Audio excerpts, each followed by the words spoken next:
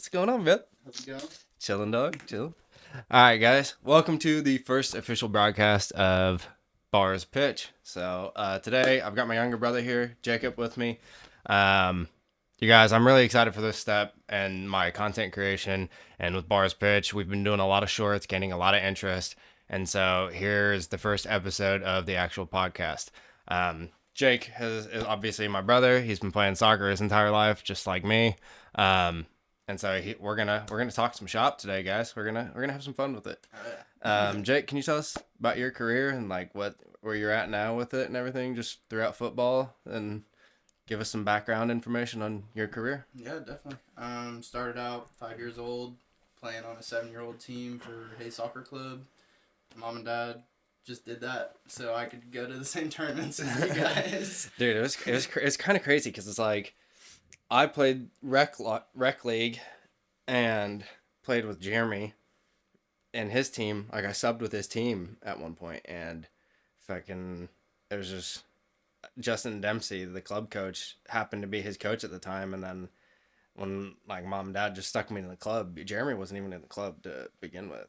Like it was just Yeah. me, and it's crazy how like they wanted like you were already playing and you had known the game, and so they were just like, "F it, we'll just stick him in at U7." And I remember there was a lot of your little friends at that time. Like I remember being young still, but I seeing all your little buddies, all 5 and 6 year olds running around against a bunch of 7-year-olds Yeah. getting whooped. There was like at least 5 of us, I think, that were Yeah, five. there had to have been a bunch because I remember there was like the Browns, like you were playing with the older Brown. You were playing with both Browns, but one was a year older than you guys. Yeah. So, But after club, got to high school, played for Hayes High. But the summer before my high school season, as you know, I went and played in England. Got recruited by Super Clubs International. Pat Osborne, he runs that, and now I'm working and coaching for him actually at Legend Soccer Club nice. and whatnot. But going back to high school, I played all 4 years, started all 4 years, and had a couple offers, but nothing really seemed to fit what I was wanting to do, so decided to step away from the game. Can you tell me about like just your experience, like to go back, your experience from transitioning from club football to high school football? Like I've always been curious because I've never really asked anybody this question, dude. Like, do you think that transition is difficult, or do you think it's a pretty smooth transitioning, like going from playing club soccer or club football and then going to high school, and then that club season's gone, like like is that transition, like how do you feel about that transition? I feel like if you play competitively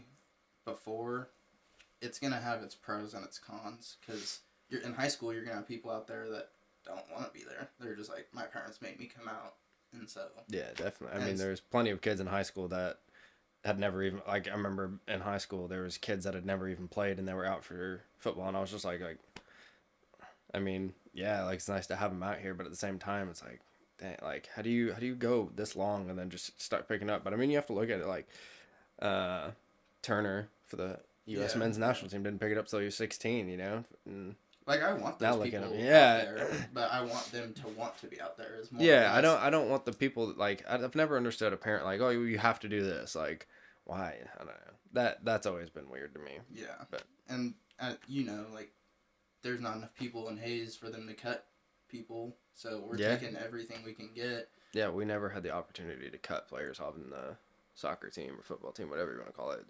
There was that opportunity never existed. Like, if you have 40 players, like that was amazing. You know what Yeah, I mean? that was Like that was crazy. stellar. Yeah, But yeah, the numbers definitely weren't there. It's both having two high schools in a small town, but yeah, and if like I've said it time and time again, if we would have combined the soccer teams, like TMP and Ellis did, with like allowing them to play together. If we would have done it with TMP, then all the club teams stay together. Like you have those core kids consistently coming through, and then people that join in that have athletic ability, they can fill in the spaces that need. Yeah, definitely. but there were just too many gaps with having two different high schools. I remember. Yeah, I remember that because it was Hayes High was like all my buddies went to Hayes High, and I went to TMP, and then it was like in the summer we would collab and play in the under 16s or under 18, whatever it was. You guys would wreck people. Yeah, Like, and when we got in, like, I remember the summer after my senior year, we combined we combined the two high schools here, and bro, like, I think we went 15-0 that summer and didn't lose a game. yeah, like, And we were like, the closest game was St. Thomas Aquinas 1-0, and they had just won the 6A title that year. yeah. Like, and we're like, that's what I'm saying. Like, they won the 6A state title, and we beat them 1-0, but could have been worse. Like, I don't think we played our best that game even. Yeah. And that, like, that's another thing. Like, I don't know. Like, football in the U.S. is so different because when you have small towns like that, like, there's just so much more exposure. But like in Europe, everything's like, especially in England, like everything's so close together that like there's football literally, like you walk down the street and there's football. You know what I mean? Like constantly. here you can't you can't get a pickup football game here. Oh. There's no chance. Like maybe back in the day, but it was even then it had to be organized. Like when we were doing the summer stuff. Yeah, like, and even then it wasn't like we were having a full field scrimmage. It was like small sided. yeah, stuff. everything was like 60 six aside with 3 teams that rotated, Yeah. and yeah, it was just, you never had the opportunity to just show up at a park and play, like you Yeah. had to organize everything yourself and get a whole group together. Otherwise you were going to sit there and do nothing or just train yourself. Yeah. And then you get into the winter and there's no real indoor facilities because you go to the rec gyms. There's not.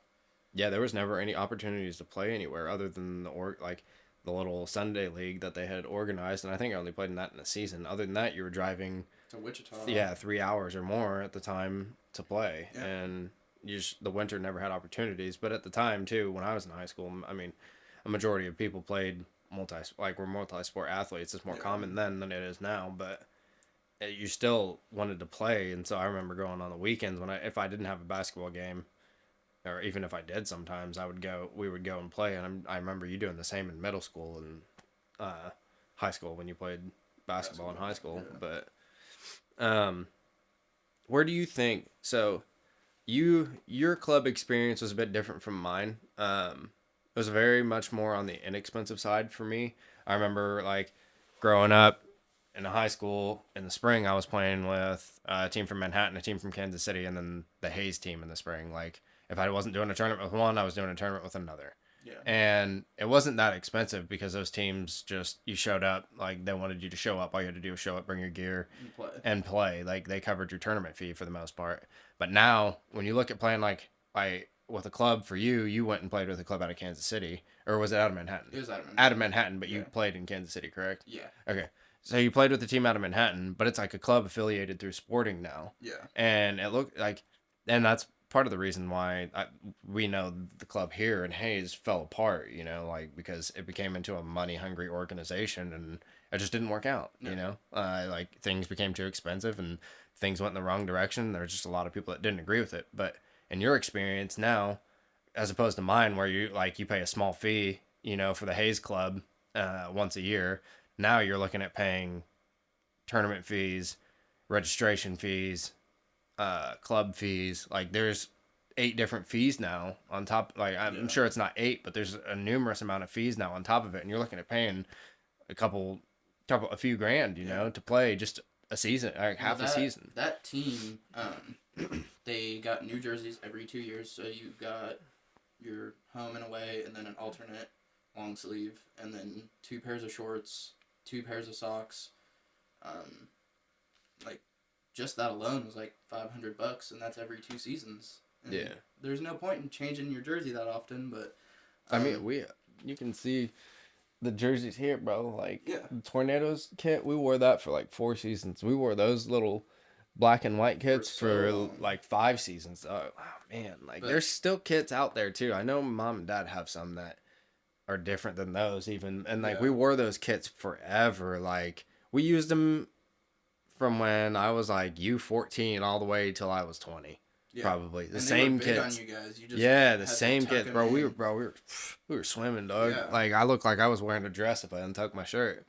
But it's crazy to me how expensive it's gotten now though. Like you look at it and like kids that don't have a lot of money, like inner city kids families that just, like rural areas just don't have a lot of money. Yeah. You know what I'm saying?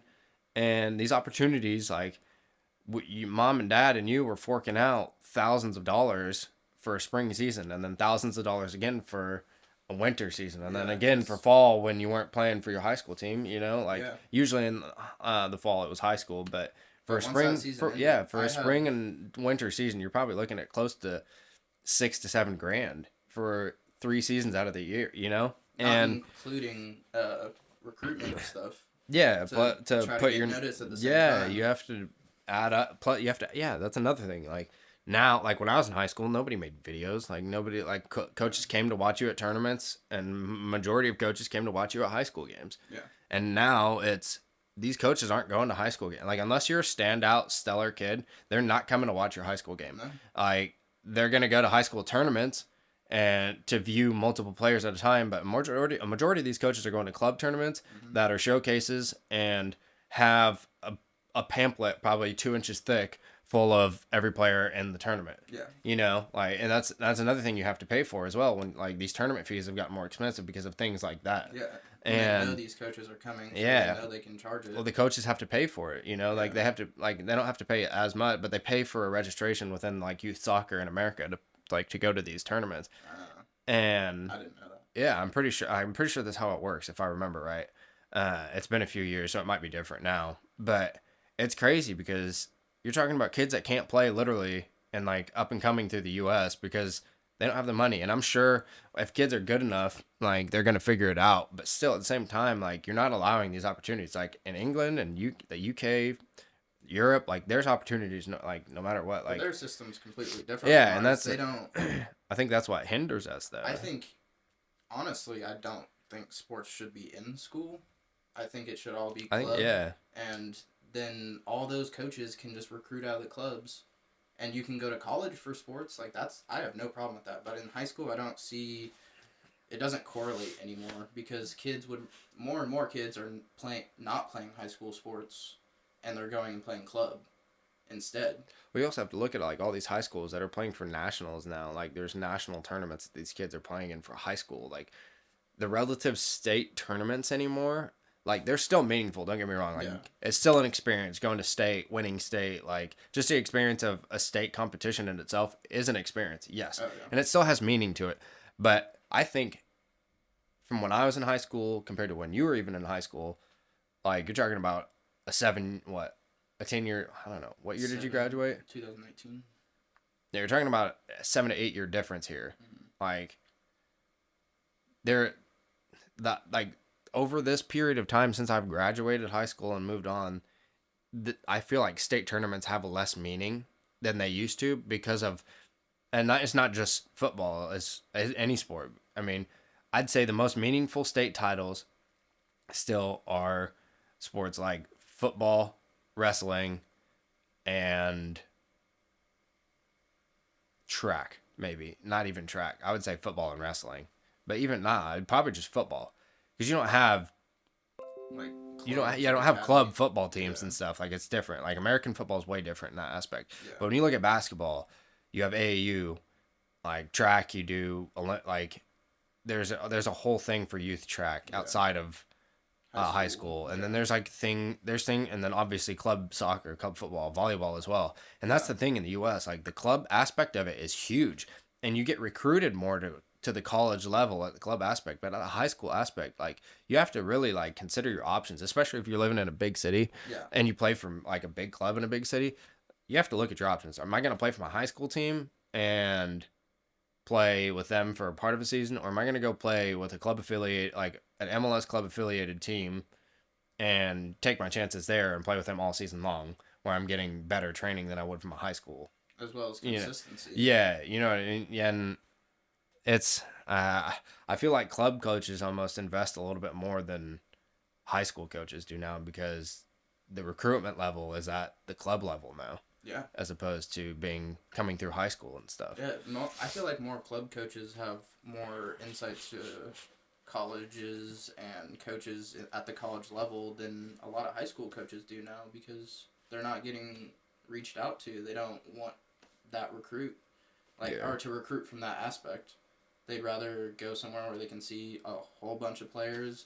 Yeah. And maybe like, oh, this guy wasn't even on my radar, but now he is. So like, it gives coaches more options, but I think it gives a bigger platform. I also think it's just way too expensive, and it doesn't give everyone the opportunity. Like in England or like overseas, you can just ball out, get recognized by a club, and they'll have you. It doesn't matter if you can pay or not. If you're good, they want you on the team. That goes to their system that they've had. That system has been instilled for so long now that you're talking about the clubs. Like, there's Sunday league clubs that take it more serious than semi-pro teams here. Yeah. And like, people are working their way up through like these mediocre clubs, like getting paid $100 to play, like $50, like they're getting paid minimal amounts, but they're getting paid to play, and they work their way up through these ranks. Like, I mean, you look at Jamie Vardy, he came from being a butcher to one of the top strikers in the Premier League. You know what I mean? Like, he worked his way up through the leagues over there. He's from the U.S., he never. Yeah, you can't do that. You can't do that here. 100%, you can't do that here. I mean, there are opportunities like that and like stories about stuff like that, but that's far and few between, and it's far and few between over there. But it's a way. Like, you have more opportunities to do it there than you would here for football. And it leads me to, like, you have to look at the men's national team and how much it suffers from the club system here and how much it is. And I know, like I said, like, the players that, like, they're going to see these players from an early age. But, I mean, you look at, like, Turner didn't play till he was 16, so you have no clue, like. Yeah. And now he's the U.S. men's national keeper. Like, and he did very well. I don't think he had a bad tournament in the World Cup. I think that, I don't know, we have a lot of work to do, and with all the Gio Reyna drama and his family and Berhalter, honestly think we should have, like, before all this drama even came out, Berhalter should have been gone, in my opinion. I don't think he's a bad manager, but I don't think he's the manager that's going to take you and win you a World Cup. Like, he's not when you think about managers that are going to win you a World Cup, does Greg Berhalter come to mind? No. Like, any normal person could recognize that. Yeah. And I think he got us to a point that we needed to be at, but I don't think he can get us past that point. I think he moved us in the right direction, but now it's time to part ways and find that next step with a new manager. I know he's even said it. He wants to get back into the club scene, so let him go. Let him go to the club scene. He did a job. He did a job for us. In my eyes, Berhalter has brought the U.S. men's national team to a point where we consistently are playing players that are in the top 5 leagues of Europe, and we're utilizing that talent and making it mesh together. Yeah. Like, I don't think these players have played with each other long enough in this setting to know that when you're not with your club team, this system works. Like, you have to play a different system. I feel like when I watch the men's national team, dude, I'm watching them play a different style. Like, I'm watching McKennie play a Juve style. I'm watching Aronson play a Leeds style. Like, Pulisic is playing for Chelsea. Yeah, they're pulling the knowledge from their club teams, but the style is different. You pull the knowledge and change the style. Yeah. But they keep their style from the club teams, and I think that's what's hurting us. And I don't think it works well. That's why I don't think Berhalter's the manager to mesh it together. Yeah. I don't think he can take these players from point A to point B in terms of leaving the style at your club, but bringing the knowledge. Like, he taught them how to bring the knowledge and the style, but he has, like, I think he tries to rely on that style too, because you have to look at who these players are getting instructions from at their clubs. Like, they're probably more knowledgeable than Berhalter is. Otherwise, he would have a job at a top 5 league club, know? And I just think we're in the right direction, but there's a lot of work to still be done. Definitely. In my eyes. I think, like, the possibilities of us winning a World Cup, I don't think we make it out of the round of 16 at home. I think we can get 2026 World Cup, to be honest. I think we get to the quarterfinals, and I don't know. It depends on who we who we play and play as well stuff. and everything.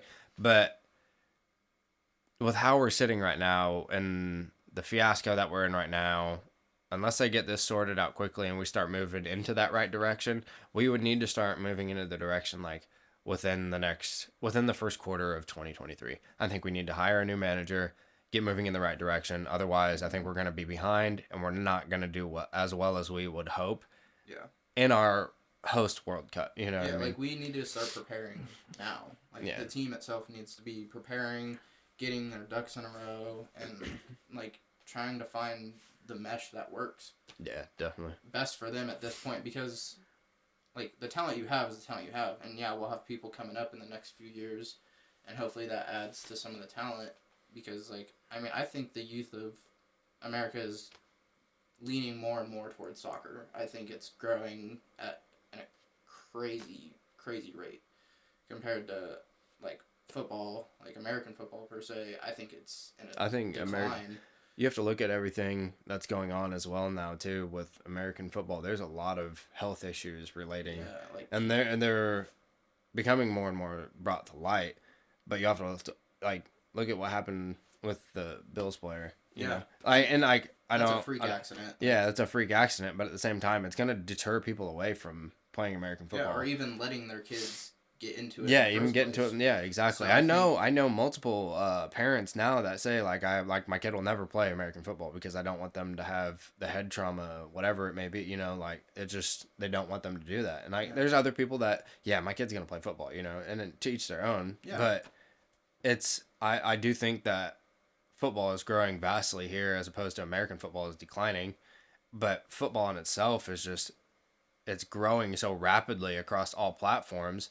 Like you see Mbappe coming to the U.S. You know, like he was just at the Nets game, hanging out with the Nets team and KD, taking pictures with them, him and Hakimi both, and then you have people like David Beckham hanging out with major talent. You know, like and like these starting a fucking club in he starts Miami. starts a club in Miami, and then you have to look at like all these players like they're going like they're hosting major events for football players. You know, like these athletes in American football and the NBA, you know, whatever, like all these other sports across the world, like, and not only that, some of the most popular sports in the U.S., they're all very, very interested in football, like, and football, soccer, like that aspect, they are very interested in. I mean, Odell Beckham's largely into it because he used to play. Yeah, he was on the youth team, the national team. Steve Nash used he was major, and he was he's an NBA MVP, and he's into it. I mean, LeBron owns part of Liverpool. Like he's invested in Liverpool. He invested in Miami FC as well. Probably, I don't remember. I think him and Dwayne Wade went in on that. They might have. I don't know, but there's a lot of them are looking at football as like it's the most world renowned sport, and we see why. Yeah. With a lot less health risks than American football. Like, don't get me wrong, I don't mind watching American football here and there. I just think, I think soccer is just a more beautiful game. I don't know. It's crazy just because at any moment, dude. Like, and I know in any sport, at any moment, something major could happen. You know what I mean? At any sport, but with football, it's different. Like you're talking about. I've seen a match, man. I remember. I watched a match turn around so quickly. Like you have to look at Madrid and what they did last season. Like, yeah, because we were watching that final together, and not just the final, bro. Like if you if you look at the matches that they played, and you cut out the last 20 minutes of those matches that they progressed on, just the unreal things that they did to move on. If you cut out those minutes in those games, they got dominated in the Champions League, bro. Madrid got dominated. If it was just a 60 or 70, 80-minute game, we would have been we wouldn't have made it past the round of 16. I don't think. No. Bro. We got dominated in majority of the Champions League. Like if you look at the time in the majority of the Champions League last year, even though we won it, we got whooped a lot in the Champions League, bro. Yeah. But we just found a way. And that's what's so crazy about it. is that we were probably the most undeserving but deserving team because of how we Just the grit. fought to, through like, and gritted it out. And that's partially due to Ancelotti. Like, the man, he's not a football genius, bro, but his relationships with the players are what gets him I feel point. like as a coach that means a lot, your relationship with players, because if your players don't respect you or your opinion, but if they also don't feel heard, like, you have to have a nice balance of, like, I'm listening to my players, but I'm also instructing them on where they need to be and, like, what's going on. Yeah. And I think he found that good middle ground of, like, it's a give and take. It's not just me telling them what to do all the time. And then you see that, and then you have to look at United's recent success with Ten Hag, which for me, I don't personally like him, but that's beside the point. You have to look at what he's done. He's doing a great job at United, but he's not there making buddy with anybody. Like, I'm sure he has good relationships with people, but it's a different. You have to look like these are two of the most profound clubs in Real Madrid and Manchester United. Mm-hmm. When you look at the history of football, yeah, and it's crazy to me because you almost have to have those relationships with people at Madrid, like Ancelotti does. Otherwise, I don't feel like you get through to them because of the talent and star level that they're at, like the stardom that Madrid brings with that. You know what I mean? Yeah. And then you have United, but it brings a much more demanding and structured type of manager there. And I think that's partially that's because the Prem is a little bit more serious. It's more competitive. But Ten Hag, man, fuck. Like, look at what he did to Rashford the other night. Yeah. Late to a meeting, sat him on the bench for the first half, comes on, scores the winner, took it on the chin like a man. You know what I mean? Like, just... He took it, and then he was like, I messed up. Yeah. And now... As opposed to the little boy Rashford that we would have seen 2 seasons ago. He would have pouted and probably not even seen the field. Yeah, he probably wouldn't have, like, taken it and learned from it, and then he wouldn't have gotten in the game to help his team win. And... Yeah. Like, I think that's why Rashford's one of my favorite players right now. It's just because he's so good right now. Like, yeah, he hasn't been consistent his career, but yeah, he took that dip, but now he's back on the come up, and I feel like he's gonna, like, make some moves. He's also had a string of injuries in there for a little bit too, where he's just like little nicks here and there. It just wouldn't allow him to be in full form. But now he's putting a string of matches together, bro. And like now he's the best left winger in the game for me right now in the Premier League, probably one of the best.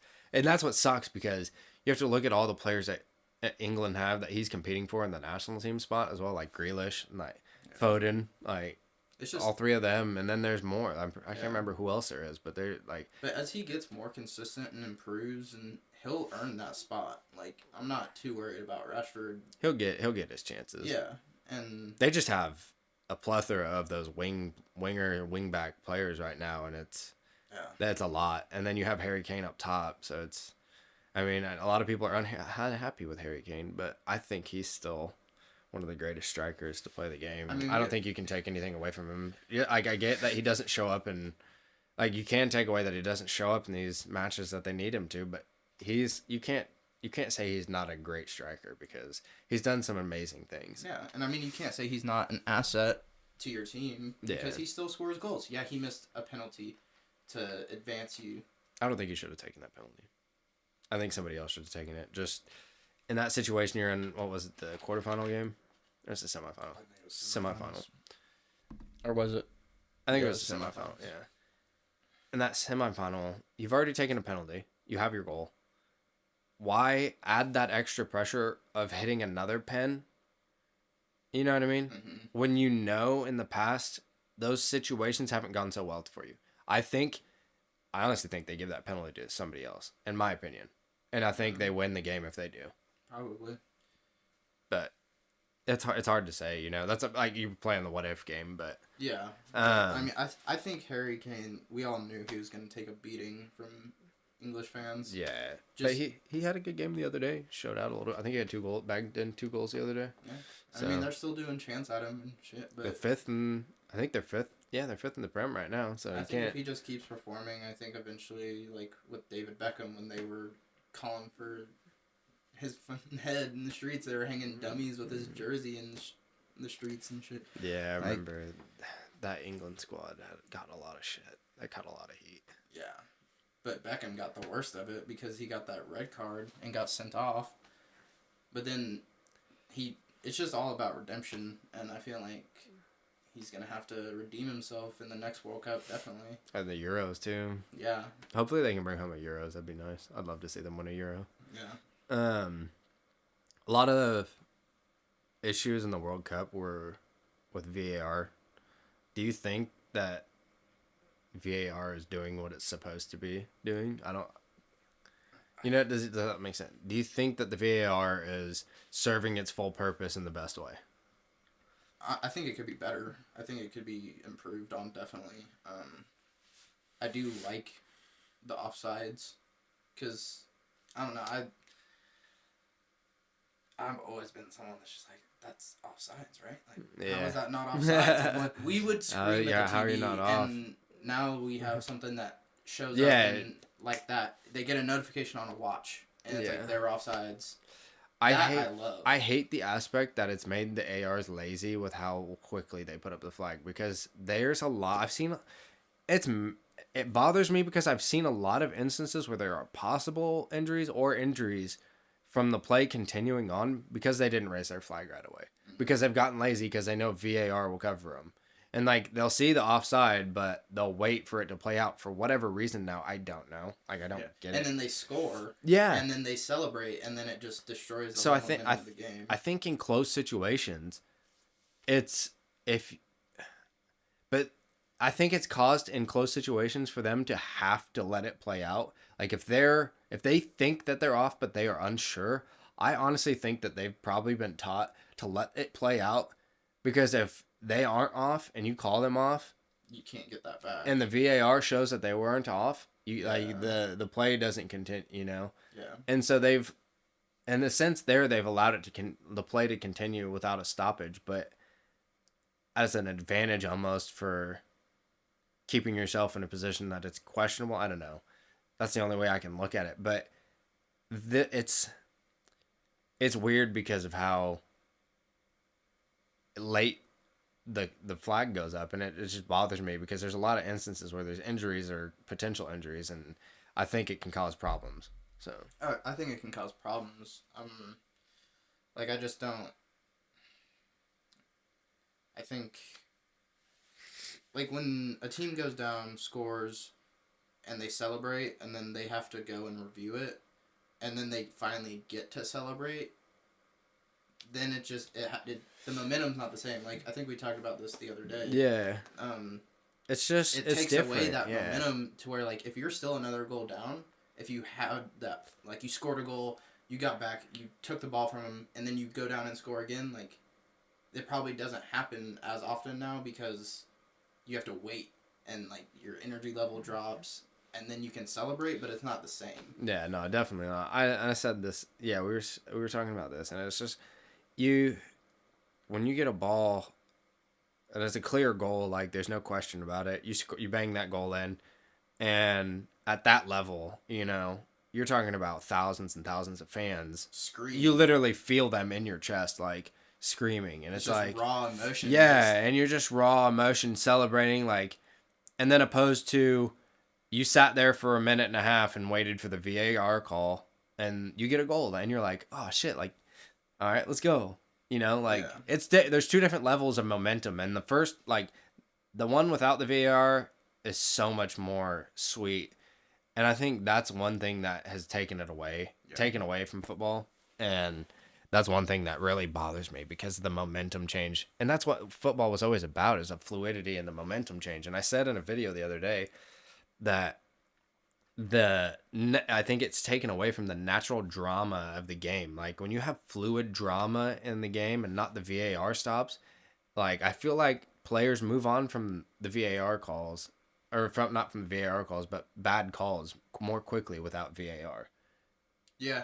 I feel like because they're made the call, the ref trying to get him to look they're trying to get him to look at it or something, this or that, as opposed to, if you're going to do that, they're gonna set the ball down and play, and you're gone. Like, there's no like, Yeah, there's no like, oh, are they gonna review it? Yeah. Like, no, you just get the ball, you go, and you counter on them because they're yelling at the ref and they're distracted. 100%.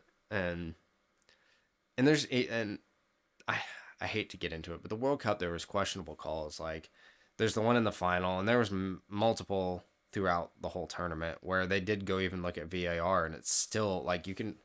When you look at it, it's still very much the wrong call. Like, there's multiple instances in the World Cup, and that's what bothers me is that it's supposed to be helping you get these precise moments right, and they're still getting big moments wrong, like game-changing moments wrong, and it's just. I think we have for it to be its full efficiency, we have a few years. Yeah. I don't think it's maybe not even then, but I think it's gonna be a while until it's at the point where they have a happy medium balance with it, and with how much it affects the game and the pace of the game as well. Yeah, just to where it's not stalling the game out, but also to where like I feel like it is needed in some aspects of the game, like definitely, but I don't think it needs to incorporate the whole thing. I don't think you need to go look at a VAR for a foul or something like that. I think you play the call of the ref and you go. Like, sucks to suck. But PKs, like that's one where it's like, say someone just got clobbered in the box and they didn't go back and look at it and they didn't call it. Like, that's just like you earned that shot and then it was just stolen. just stolen gone from you. Like, or even on the opposite scale, like you have an offensive player who flops in the box and you're playing good defense, and it saves. And that's another thing, they need to get a handle on diving and how to. I have seen a lot more yellow cards for diving. But I feel like the yellow is people are like a yellow whatever, like Neymar got sent off the other day for it because it was the second yellow, but I think they need to have a system instilled throughout football as a whole about it, and like there has to be something, like to where it deters players from doing it at all. Like, otherwise it'll forever be an issue and it'll never get sorted out. And we've tried. I remember in the past, you're probably talking about like 5 years ago, I think it was the last World Cup, where it was a huge deal because Neymar once again, and he always is the topic of conversation. Wasn't that the one where he just like rolled? Yeah, they had the meme where he just keeps on going and going and going. Yeah, like, and that might have even been Copa America, but but he's like, I hate to mention him because he's a great player. You can't take that away from him, but he does dive a lot. A lot of players do now. It's part of the game. Like, if you're in the box with me as a striker, if you're in the box with me, bro, and like your legs are kind of like questionable, like I can, like I'm definitely gonna try and like force it to where like I have to go down because you hit me, or I'm gonna like make it look like you hit me, like there's ways to do it without diving, like to where you draw the contact a little bit more. But if a good ref will see that the offensive player is drawing the contact, but it's hard to see unless you have VAR.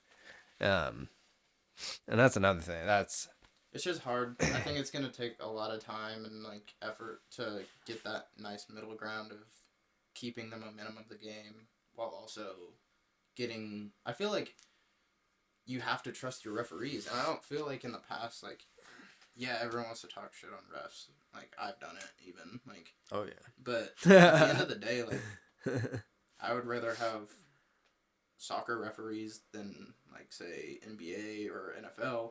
People that aren't actually like in it as a career. It's just a side job for them. So like I think people should trust FIFA's officials a little bit more than like say those other sports, but at the same time the VAR is just, I think the one thing they need to keep for sure is the offsides. I think it's kept everyone way more honest, but it's just like, how do you not take away the momentum from a goal or something like that? And it's just going to take some tweaking and time.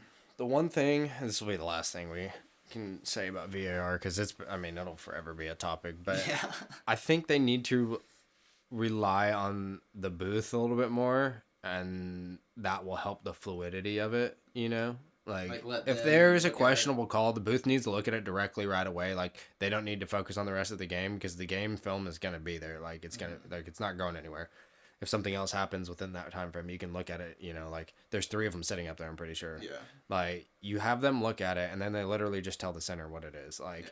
and I know it kind of like people will say, well, that takes the judgment out of it. You know, well the video is right there. They're looking at video evidence, so Yeah, close up. you know what I mean. There's It's no for reason for the ref to step off the field, go look at a video, and then come back. And when make there's the 3 call. people sitting in a booth and one Watching it on the already. ground, you know, watching it too. Like it's like that's the one thing I think can change Yeah, about it. definitely. But so I gotta ask, what's your we were talking about.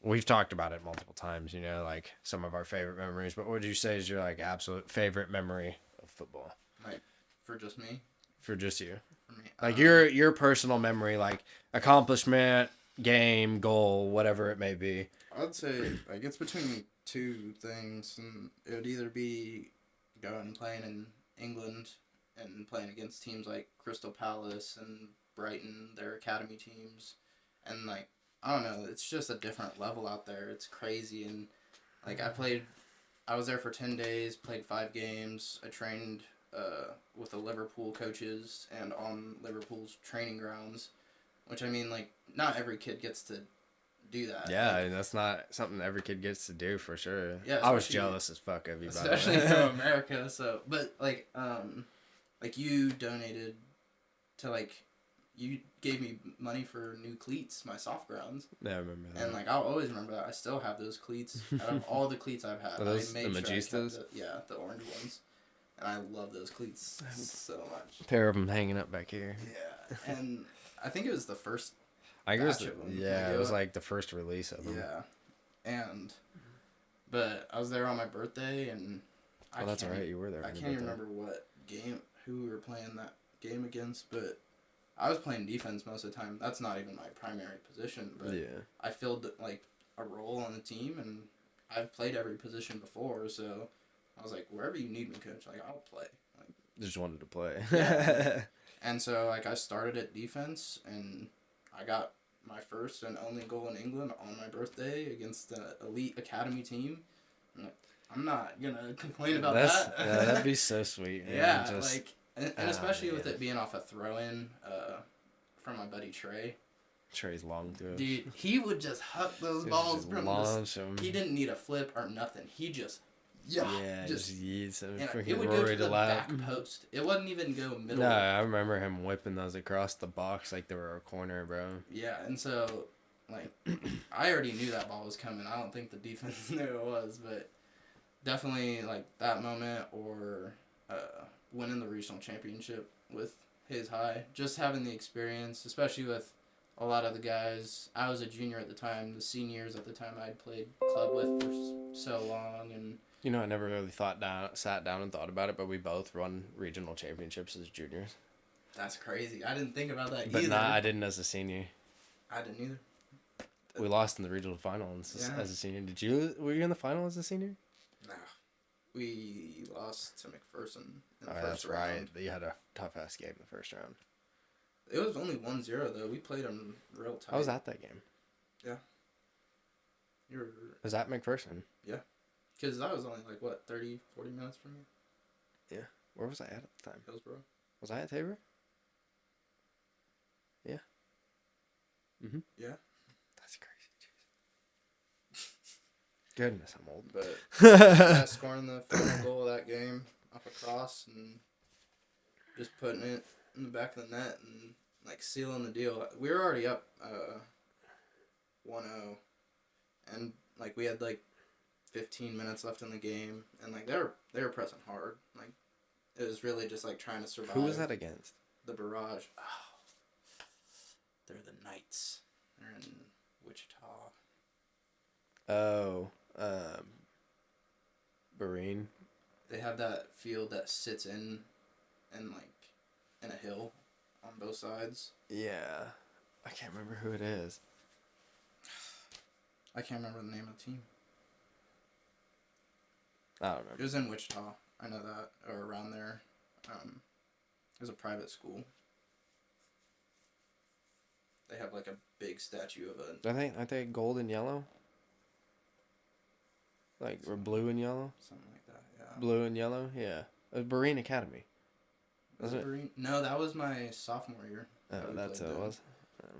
I don't remember. But it was a really nice school and all that, but like just to seal the deal with that, and I don't know, the celebration, like I don't know, I've never celebrated a goal harder. Yeah, dude, I remember. And like the whole team come together, and then we get back set up for the kick off again, and like I'm looking back at my defense, and like they're jumping up and down, giddy. I'm looking back at my keeper, Teagat.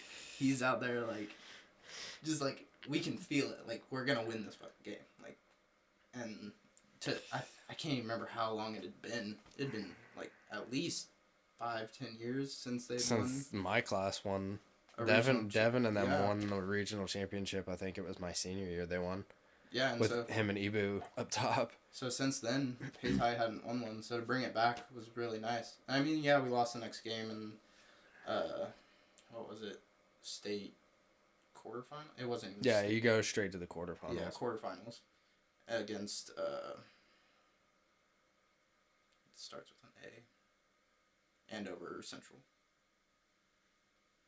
But I don't know. Those are the two moments in football. Like I just remember like vividly. Like, I don't remember the names of the teams, but what happened, the celebrations, the feelings, I still get giddy about it. I remember playing against. It's you know what's crazy is we both won a regional championship in Wichita too. Because I won at Trinity. I won at Trinity. Is that who it was? Bro, the Trinity Knights. I don't remember what their mascot was. I'm pretty sure it was Trinity. That if we both won a regional championship our junior year against At Trinity, Wichita Trinity. that would be wild. That'd be nuts. We'll have to ask Pops. I'm sure Dad knows. I know Dad knows. He was coaching, wasn't he? No. He wasn't your coach your junior year? His. Hibbs? Yeah. I wonder if he remembers. Because Dad stopped coaching like Yeah, that's right. sophomore year. My sophomore year. Dang, that's crazy. And we both scored the brace. Yeah, that's just weird. It's wild. I think ours was 3. Yeah, ours was 3 because I assisted Teddy King on 2 goals and then I remember banging in that goal. I know, you know that feeling. You just like, you're not supposed to slide in high school when you score a goal, you know, but our fans were there, bro. It was wet on the field. Like, You did. we were putting in the work. Like, bro, they were about to win their like 9th. I think it was their 9th regional championship in a row. Like, and we just showed up. Like, the whole day was scuffed. Like, you could have written the day off, man. Like, our bus broke down and everything. We were late, had 30 minutes to get warmed up, and we just came out, dude. And it was cold, and it just rained earlier, and we just balled out, dude. We just stepped out. I feel like y'all were so annoyed. We were the whole day. You were like, we have to win this game now. So. We were so frustrated with that game that day, bro. And I remember just that day. I remember just balling out, dude. Like nothing they could do was gonna work.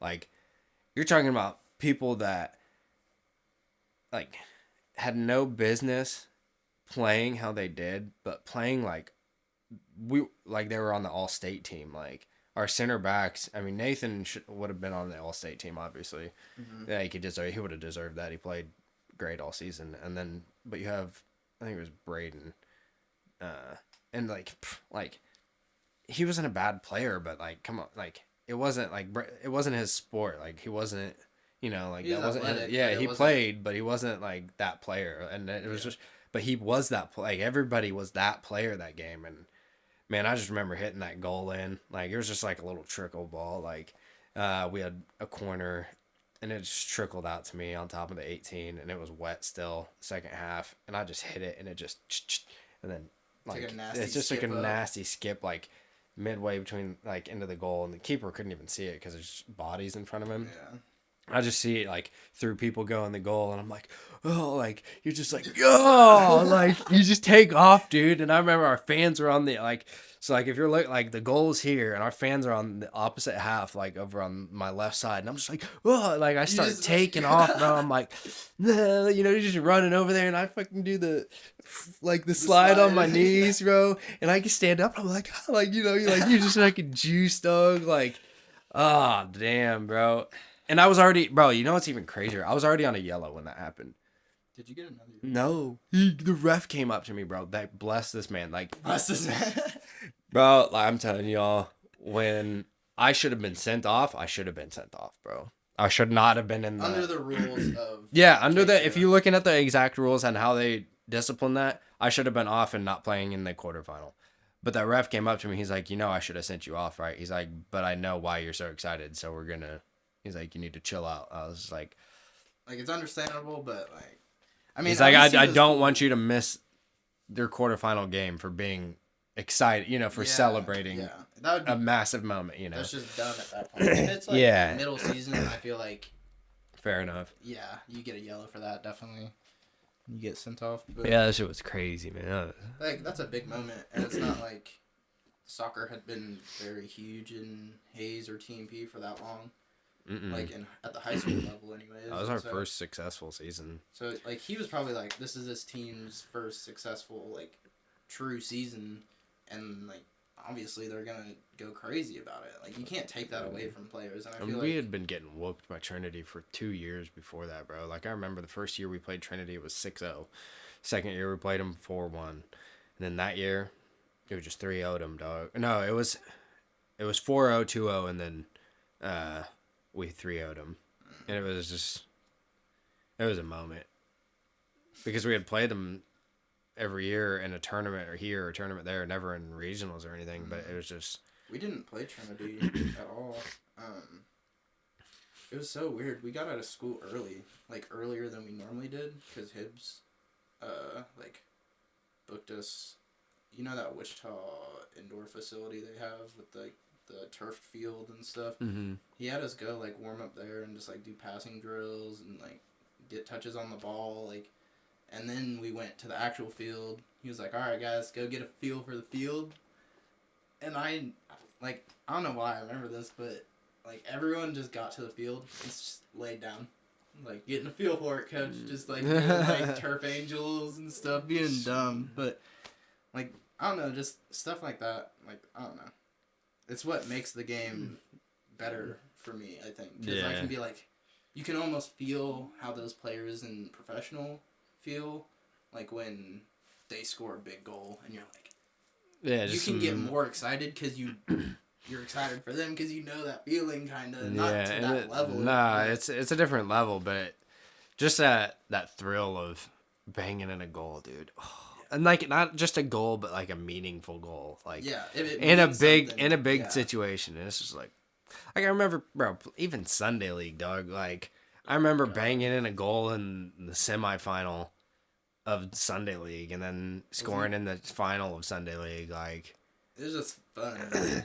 That was probably that's probably one of my favorite memories of like us playing soccer together. The Mexican League. Yeah, just like because like I didn't get to play all the time, but I got to come and help you guys out. But the tournament we played in Topeka wasn't too bad. That was fun because we got Dad in there. And, Dad balled out, bro. I can't believe I still can't remember, bro. Like you telling me this man, the dude, like this dude's on his back. All right, bro. Like he's just holding him off. Right, we play him a ball to his feet, bro. He's 50 something at this time. He's like 56 at the time. 53, I think it was. It was 50. It was 53. It was 53. Yeah. It was 53 at the time, dude. And like, my dad never played football. Like, he played American football his whole, like that was in basketball. Yeah, like, but he's got this dude on his back, and he just does this little poke with his toe, and the ball is just rolling to him. He pokes at it with his toe, and this shit literally just fucking like curls around the right side. My dad runs to like around this dude on the left side. And this teenage kid, 20-year-old kid, is just sat there like... Just got turned by my fat 50-year-old dad, bro. Like, everybody on our team lost it, bro. Like, nobody could even do anything. I'm pretty sure they went down and scored after because we were all dying laughing. Yeah, and like he did just, a Maradona. Yeah, like he was just, my dad went out, was just he was like bawling, bro. Just bawled out, man. Oh my gosh. That was insane. That was a fun memory. I think Jeremy was supposed to play with us, but I think he got sick before. Work or something. Yeah, that was a cool tournament too. But yeah, the Sunday league was fun. Yeah, it was good because like. Aren't you playing defense though? Mostly. Right back, I think. But I went forward. Yeah, I did of course. Runs and stuff. But you scored a goal, didn't you? Yeah.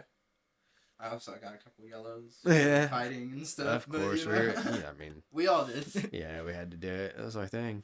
I think we like to pick on other teams, just get in their heads and just get them real mad, and then they can't play for shit. And so it's like the Hayes soccer way, you know.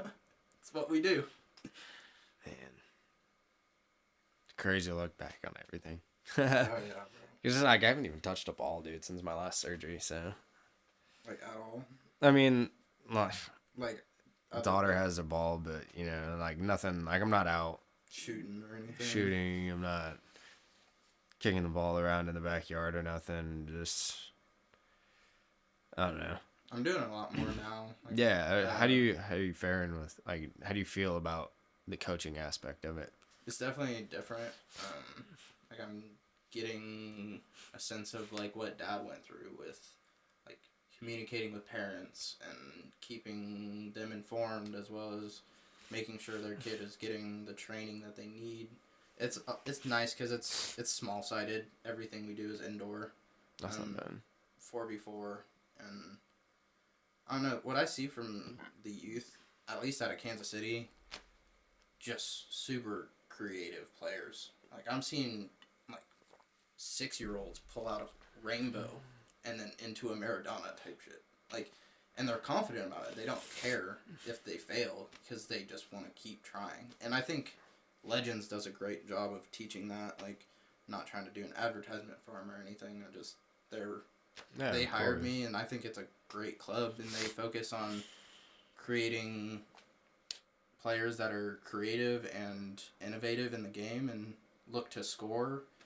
But because I think it's easier to teach passing, and I think that's what the program's all about. Is you're gonna learn to pass regardless. It's harder to teach a kid to be selfish than it is for them to learn to pass the ball. And not to mention that, like, when you're doing that age, a lot of it's small-sided, and like in small-sided, you're supposed to be more creative 1v1.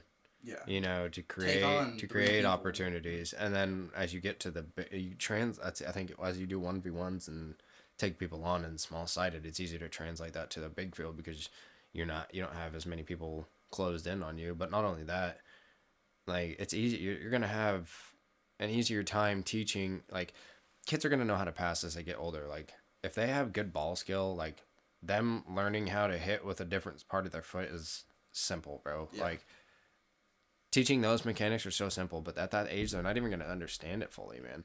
Like, you're talking about trying to teach a kid when to make a right pass that's 6 years old or 7 years old. Like, it's not gonna happen. Like, they don't want to know when to make the right pass. They want to know how to go past somebody, and if they see somebody open, they'll play them the ball. They'll figure out how to get it to them. Yeah, and if it doesn't get there, it doesn't get there. If that doesn't get there, then they tried. You know what I mean? But for them to have confidence taking people one-on-one and then to translate that as they get older, and then teach them what the correct pass is. Like, this pass, you should have done this because this is this and this. You know what I mean? Like, they have the mindset for it. Yeah, they have the understanding of the game and the mindset of it, and like why they shouldn't have taken somebody one-on-one rather than, like, you know, like they can play that ball or they can take somebody one-on-one and then play this ball. You know, like the concepts of from A to B to C to D, you know, like it goes from A to B and then C is the goal. You know what I mean? And that, like, A is the skill, B is beating the defender, and then C is the goal. Yeah. All right, like that's like, and if you're teaching kids to shoot at that age as well, they're gonna learn how to pass. That's another thing. Like, if you're shooting, you can pass the ball. Yeah, and then you have to look at it like you go from like a kid that age to a kid that's you'd probably say like 13, 12, like I would say even 10. 12. I'd say minimum 10, but like if you're looking at like 12 or like, yeah, you go like 11 to 14 in that area, 10 to 14, we'll say that. Yeah.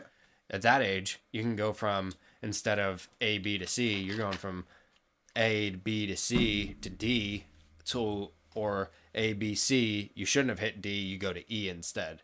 You know what I mean? That knowledge of passing is different as opposed to just teaching them the basic concept of passing. Like the basic concept of passing, you don't need to teach like somebody that knows football and like it's there. Like it's gonna be there. Even like if you just can you teach them to pass better? Yeah, Yes. sure. But like I said, that like it's- you also have to know which like if you want them to pass better, you have to teach them when and where to pass as well. Like like I feel like it all correlates.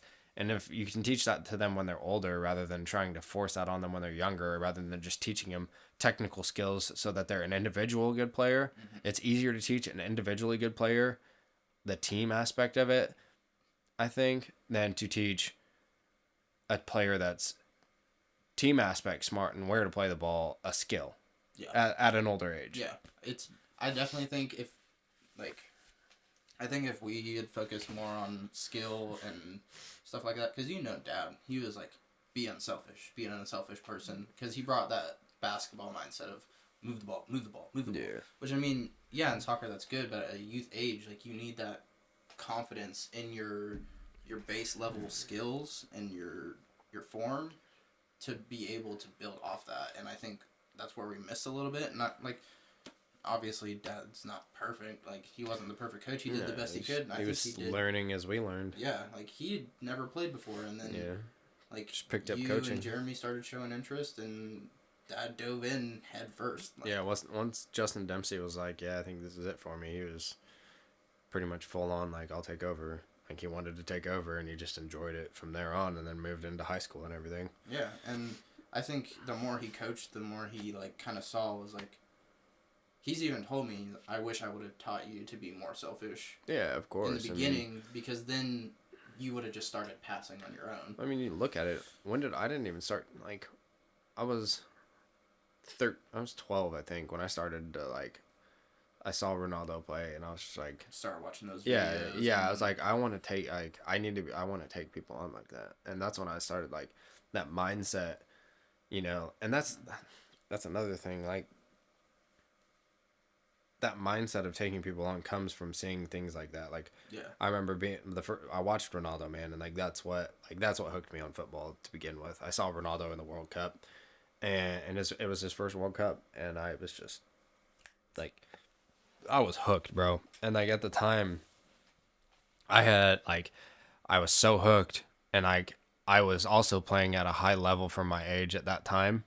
That I think that's what solidified me into football more so than any other sport. Like, I had my stints with basketball because I love basketball. It's fun. Yeah. But I think anybody that knows me would say, like, football has always been my thing, Even when you, like, were pursuing basketball possibly, like, to, like, try to do something, like, even to go back to college and play, like, at a JUCO level or something, like, you were training real hard for that, but I always saw you as a soccer player, like, out on the basketball court running around. I was like, everything I see is like you're cutting and stuff like that. I was like, damn, like it just looks like he's on a soccer field. Like, he looks like a soccer player playing basketball. And it was like, but seeing that, you know what I mean? Like it's seeing players like that. That's just, and that's why I try to encourage anybody to like, go watch Messi, go watch Ronaldo, go watch. Everybody. Van Nistelrooy, go watch Becca. Watch these legends. Like, let these players' names will live on forever, bro. And, like, that's the thing. Like, you have different people that like different things register. Like, there's a lot of people will be like for this new generation, man, it's gonna be Mbappe and Haaland. Like, people are super juiced about Mbappe and Haaland, but for us, it was Ronaldo and Messi. Yeah. Like, I feel like Ronaldo and Messi will be the most longevity of generation, like the most lengthy of a generation of footballers that inspired people out of anybody. I don't know, actually. Pele and Maradona's legacy it took so long for somebody to even like compare to overtake that comparison, like that comparison or those two's legacy, that I don't think I don't know, man. You like to take over the Ronaldo Messi legacy that's been left behind as like, like a Pele Maradona and then Ronaldo Messi, like as a duo. Mm-hmm. I don't think Mbappe and Haaland are the duo to do that. Like they're incredible in their own rights and aspects. Like Haaland is one of the most clinical out and out nines that I've ever seen. Like he's an excellent finisher in front of goal. He poaches. He's brilliant in what he does. And then Mbappe is just a pace merchant, demon, cuts in and out.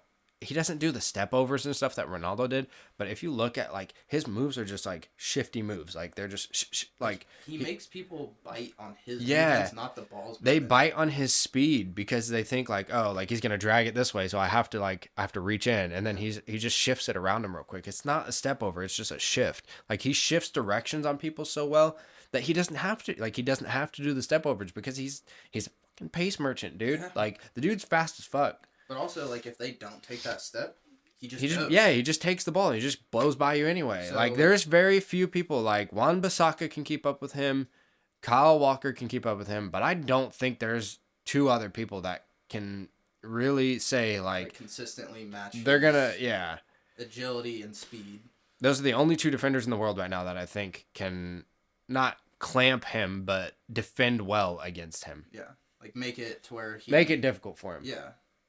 In some aspects, but he's still gonna beat them multiple times. Yeah, but I mean, I feel like as a defender, that's just gonna happen to you, especially with elite attackers. Like it's just you're gonna get beat. Yeah, 100%. It's gonna happen, but it's just more of like, can you limit the impact that he makes on the game? Because you're not gonna get rid of his impact. He's just so good, dude. I think he's. I don't think people give him the credit that he's due outside of being a pace merchant, and he's very his ability to strike the ball is insane. I think eventually, depending on how I know you had wanted to ask if he like would ever be in the GOAT conversation, but for me, the longevity and how he adapts to the game will be a huge factor. If he ever enters that conversation of being one of the greatest, he's going to be one of the best footballers ever. Don't get me wrong. Like he'll be remembered forever. Yeah. But for him to be in that classification of like Pele, Maradona, Ronaldo, Messi, I feel like you have to see how the longevity of his career progresses and how he adapts to the game. Because you have to look at it like that's part of the legacy that Ronaldo and Messi have both left behind for us, is that they've adapted to the game for how many years? 16 years now, you know what I mean?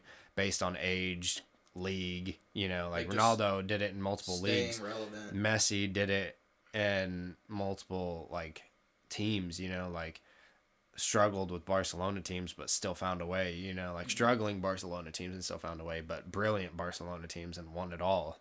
Like Messi found a way to do it regardless, and Ronaldo, I mean, struggling. Like he was never. He found a way to do it in a struggling Juventus team, and then a struggling United team for a season. But at Madrid, they were never really Like they had down seasons, but they weren't struggling. Like I remember at one time, they had a down season. It was more of a struggle season. I think it was it was the year that we won La Liga, Copa del Rey, and I can't remember when. I think we won the treble. I don't remember. We won Champions League and La Liga for sure that season, but Barcelona were good, but they just weren't Barcelona that season for some reason. I don't remember what season it was. I want to say it was around 2013, 2012. I don't remember when he left. Might have been like around the time that Ronaldinho left.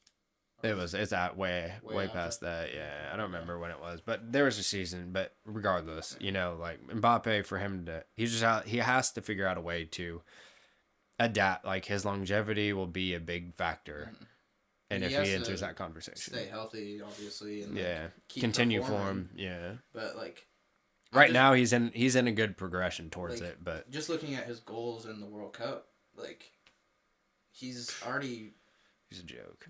what? How many goals? 23 or something like that. I don't know if he doesn't have that many in the World Cup itself, or international goals. He has a stupid amount of international goals. He's gonna break multiple records for France, and Yeah, definitely. I also think he needs to. He'll have to leave PSG. Like, I hate to say it, but that's what the people will have to look at. They'll look at it forever, and it'll be an asterisk on his career if he doesn't ever go to a Man United, a Real Madrid, whatever city, whatever Prem, La Liga. I think he has to go to the Prem, or he has to go to La Liga. I don't think he goes to Bundesliga or Serie A. I think his style fits La Liga better. Yeah, he's more of a La Liga player. I feel like he would get beat. He would get clattered in the Prem.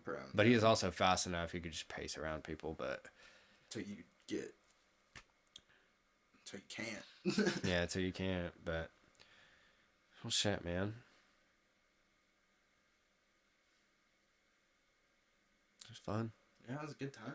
Oh yeah, Doug. Yeah, appreciate you coming on the show. Appreciate you having me, bro. It's a great first episode. Oh yeah. Everybody, this is the first of many. All right, we're gonna keep this shit rolling.